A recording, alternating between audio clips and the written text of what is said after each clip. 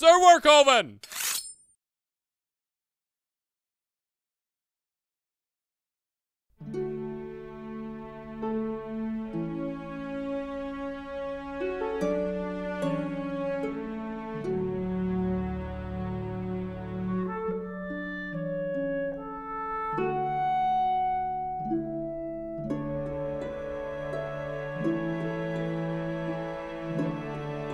Greetings, club members, and a warm and happy new year from the publishing house of Fern and Hornstein. Where to begin? Once again, the holidays were both exhilarating and exhausting, highlighted by many merry episodes. Unfortunately, this flurry of activity thwarted my good intentions, resulting in a shameful delinquency in delivering the December newsletter. But the new year brings fresh resolve, and so we begin January with vigor, clarity of thought, and all eyes pointed toward a successful publishing year. Item: for those of you who missed the 16th annual holiday cotillion, it was a stunning affair, raising almost $17,000 for the Seacliff After School Reading Circle. This star-studded evening was greatly illumined by the witticisms of Grace Sullivan, the elaborate toasts of Major Douglas Powers, and the madcap antics of Sheldon Leibowitz and company. Other colorful participants included Don and Terry Siegel, Olivia Bortz, Samuel Edgar Childs III, Tiffany Singh, Parker Keats, Ronald Galbraith, Deborah and Judy Fagan, and, of course, our merry master of ceremonies, Clark Pythagoras Hanover. In the kitchen, over a platter of delectable prawn butter bouquets, the topic quickly turned to the significant absence of Emily Lofton and Will Marksby, who braved the holiday crowds and enjoyed a Christmas spree in Nice, Milan, and Geneva. Item: the third volume of Mark.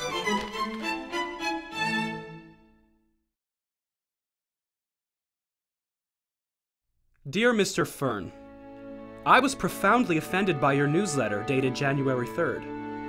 You have perched your ear on the railway of pernicious gossip with regards to myself and Emily Lofton. What in truth was only a friendly excursion through parts of Europe has been grossly mischaracterized.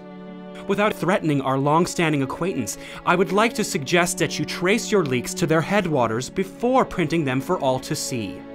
Good day.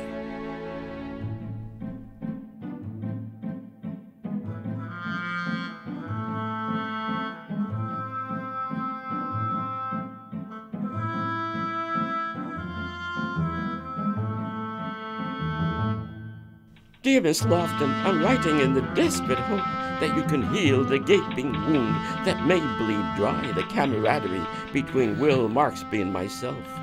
Forgive my misguided intuitions, but Bethany Hurst created the impression that you and Will were blissfully and irrevocably in the throes of love. However, Will assures me that this is positively not the case. If you could please speak with Mr. Marksby at your earliest convenience and placate his rancor, that would be greatly appreciated. Yours sincerely, Lafcadio Fern. Dear Will, at this moment, I stand on the brink of unfathomable anguish, reeling with confusion over what you have written to dear Mr. Fern. Discounting the reckless cynicism with which you have sunk the spirit of a sweet old man, you have seriously endangered what was proving to be a blossoming, intoxicating love affair. Now everything has changed. What have you done, Will? And why? Uncertainly yours, M.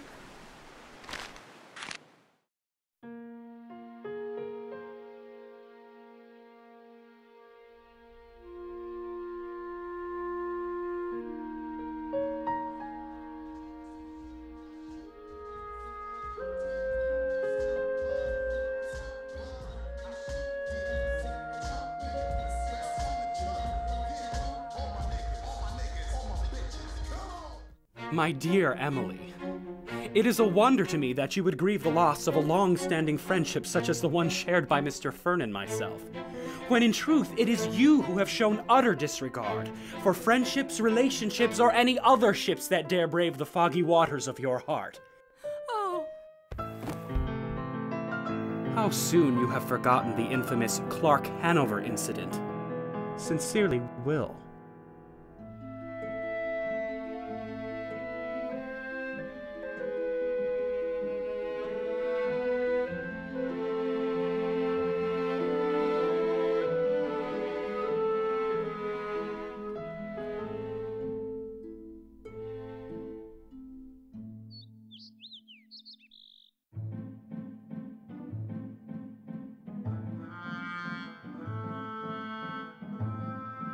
Dear Will, I certainly don't know what you're implying beyond the fact that I am, indeed, a sensualist.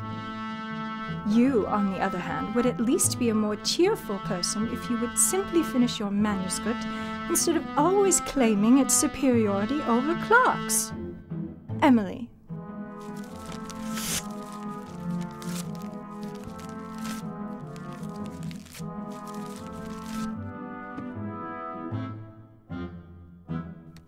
My dear Emily.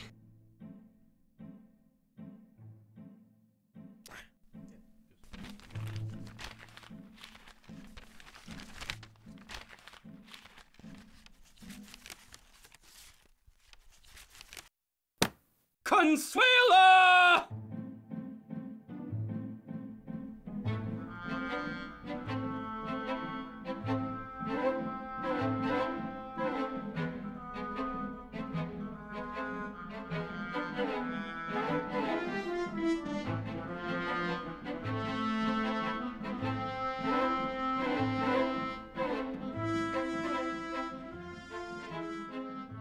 My dear Emily, sensualist? Sensualist. Affected is more to the point. That 3 franc French accent of yours rings in my ears with every disingenuous word you write. And if you can't see the similarities between my book, The Success of Western Industrialization in Communist China, with Clark's few pages of so-called North American industrial success stories in the Third World, then you deserve every ego-centered minute that cleft-chinned boob can spare you. Will! Dear Will, I do not have and never have had a French accent. And you'll notice I'm breaking with tradition and sending this note electronically.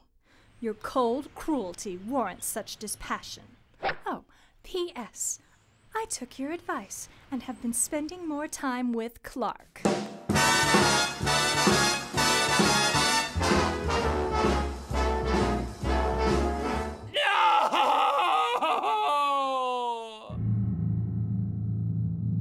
Dear Emily, you will soon see that your choice of Clark over me was a bad one, as I am now compelled to end my life. Once yours, Will. Ah! Check it out! Hurry up! Come on! Get the ladder! Get the ladder! Careful, please.